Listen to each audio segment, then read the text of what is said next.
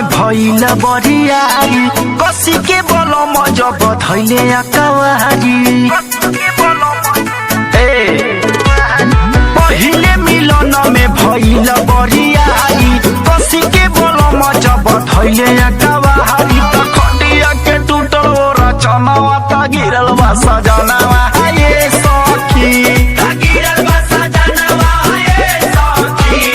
गिरल बा सजनावा ये सखी त खटिया के टूटल रचनावा त गिरल बा सजनावा ये सखी खटिया के टूटल रचनावा त गिरल बा सजनावा ये सखी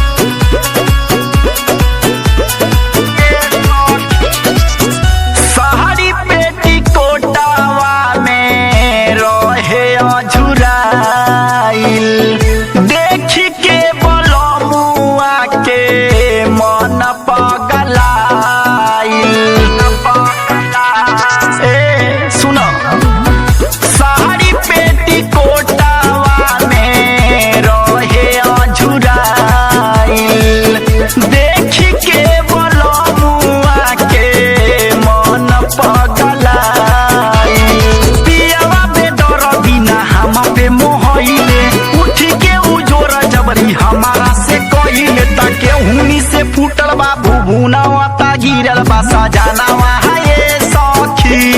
गिरल बा सजनावा ये सखी गिरल बा सजनावा ये सखी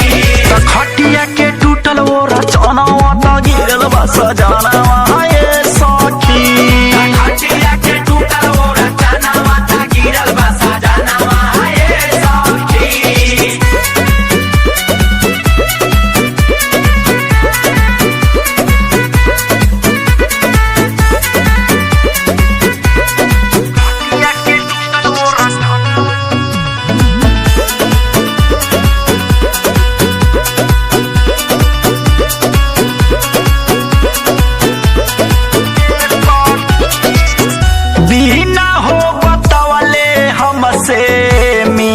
चलियो रविंदर दीवाना गलती भारी बड़ा कोइल बिना हो बतवले हमसे मिल चलियो रविंदर दीवाना गलती भारी बड़ा कोइल करिए हमसे प्यार हो मिले वाला मजा सब भइल बा बेकार हो सखिया सहेली मरे तनावा त गिरल बा सजनावा।